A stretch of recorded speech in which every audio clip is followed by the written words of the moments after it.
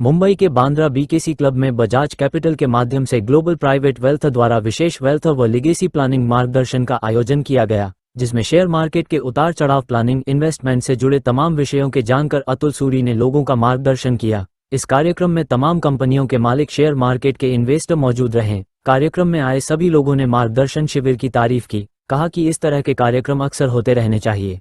वहीं बजाज कैपिटल के deputy CEO Kalpesh Dave ने सभी का आभार व्यक्त किया। What is the risk adjusted return? What is the risk I'm willing to take to get a return in place? So what I'm going to do is going to cover up these aspects in today's session. Where is it that we see the next runway?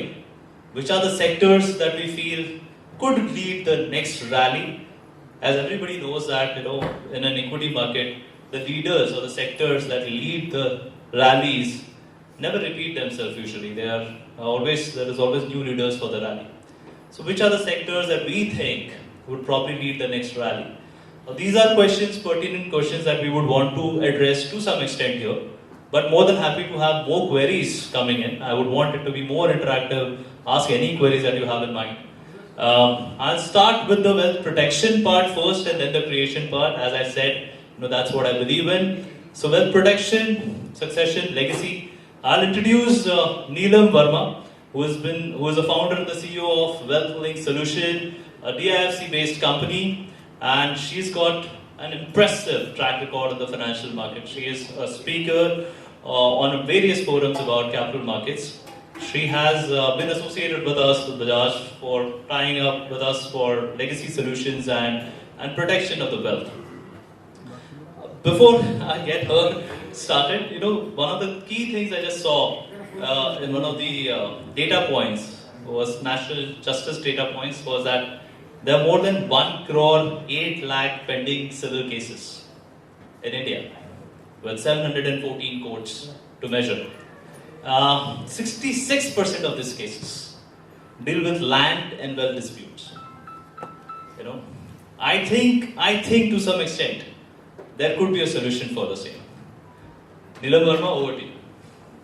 At that stage, actually, the Sensex was 1,000. And if someone told me at that stage that, hey buddy, what is your aim in life as an investor? I would say if the Sensex becomes 10,000, life is good. I would be ready to retire. Today the Sensex is 80,000, yet not retired. So, kind of seen a big journey. But in this journey, I realized that, wow, it's been such a beautiful ride. So, Kalpesh जी, पहली बात तो आपको बहुत बहुत शुभकामनाएं कि आपको नीति तरफ से वेल्थ मैनेजमेंट और ग्लोबली लीडर का एक अवार्ड मिला है, क्या कहना चाहिए? नहीं, थैंक्स ग्रैटिट्यूड के साथ awards and all are actually by products. मेरे हिसाब से what we want to look at, हमें जो देखना चाहिए वो हम क्लाइंट्स के लिए देखना चाहते हैं कि अच्छे से अच्छे प्रोडक्ट्स आ जाएं वर्ल्ड ओवर से भी, या हम क्या बेटर से बेटर कर सकें। तो उस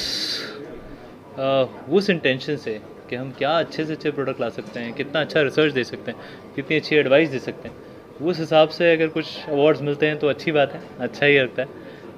but awards is never an intention is to give better service to the clients.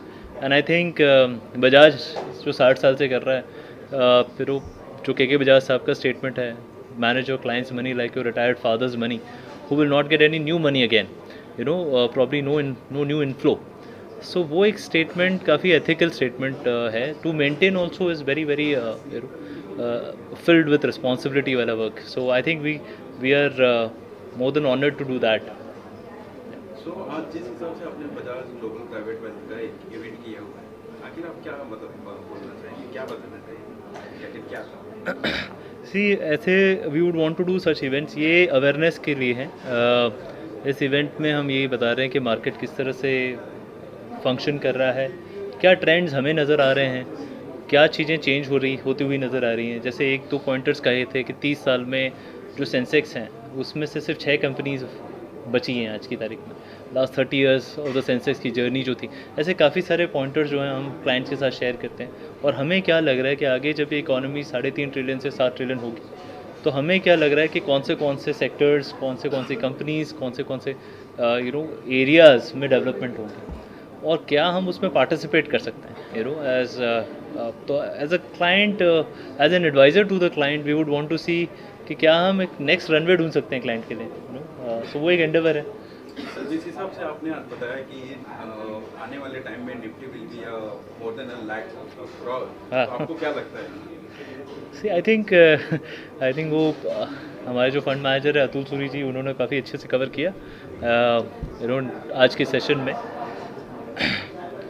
तो मैं ये कहता हूँ कि जब 2500 म्यूचुअल फंड से ज़्यादा म्यूचुअल फंड्स हो गए थे, काफ़ी सारे स्टॉक्स हुए थे तो म्यूचुअल फंड्स आए थे, काफ़ी सारे म्यूचुअल फंड्स हो गए तो और नए प्रोडक्ट्स आए, PMS AIF करके सारे प्रोडक्ट्स आए।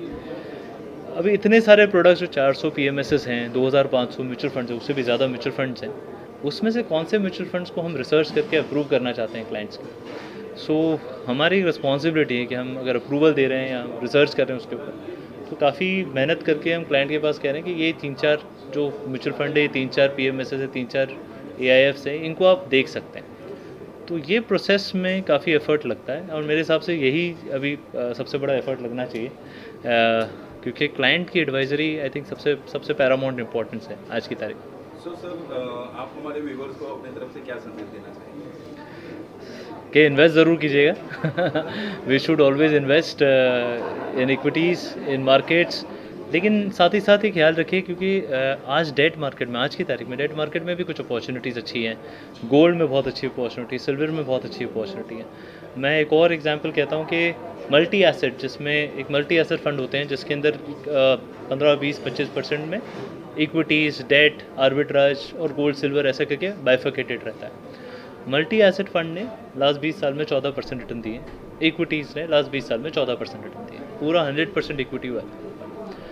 सो रिस्क इक्विटी में सबसे ज़्यादा है कंपैरेटिवली, सो आप थोड़ा रिस्क कम करके भी रिटर्न्स उतना बना सकते हैं। तो हाई रिस्क ज़रूरी नहीं कि आपको हाई रिटर्न देगा, तो वहाँ पे हमारा रोल आता है कि हम क्या सजेस्ट करें आपको। मल्टी एसेट फंड लेने से अच्छा हम मल्टी एसेट पोर्टफोलियो बनाते हैं, आपको सजेस्ट करते हैं कि आप कैसे रिटर्न्स बना सकते हैं और रिस्क कम से कम ले सकते हैं।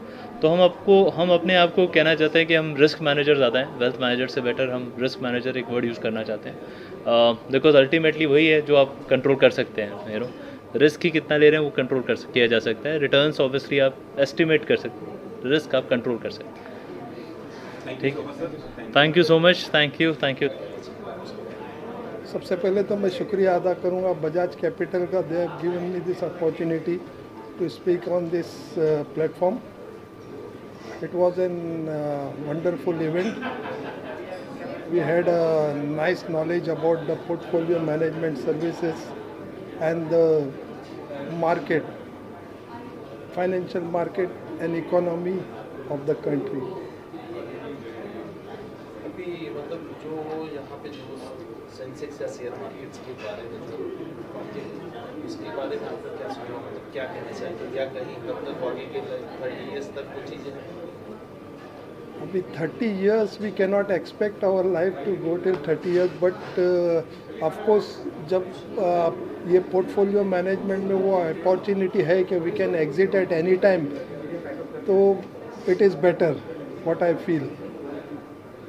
तो आप क्या कहना चाहेंगे लोगों के लिए, मतलब बजाज कैपिटल्स के बारे में? कि आप पोर्टफोलियो मैनेजमेंट में instead of going independently in the market, आप पोर्टफोलियो मैनेजमेंट बजाज कैपिटल को हैंडल करने दे सकते हैं। They are the expertise in this field and it is definitely going to benefit the customers. बहुत इंटरेस्टिंग सब्जेक्ट रहा है, and this is very close to my heart because a lot of Indians are now getting into legacy planning. They are looking at the great wealth transfer. So for me, this is the most opportune time to get started and talk about it. And the second one is as our Suri sir says that the purchase is the high and sell is the low amount. What is the meaning of that? You're talking about the stock markets? Yes. There are converts now. Purchase is the high and sell is the lower. Yeah, that means that a lot of clients who are buying or the investors who are buying are now retaining whatever they're buying in the portfolio in anticipation of the growth of the share price. So a lot of people will not be looking at selling it because when the markets are on the high, the tendency is to hold the stock in their portfolio. So that is what he meant. What about the Bajaj Capital? It's a book for that?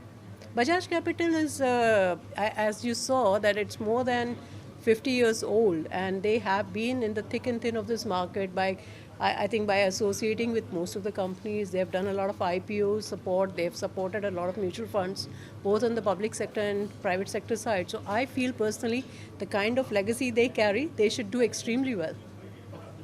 Thank you. I think it was a very good event where you all got two interesting speakers for the audience. Both of them were educative and informative, and it was a good program. One important aspect of wealth planning is, of course, legacy. So certain new products we learnt about, which at least I was personally not aware, from Neelam.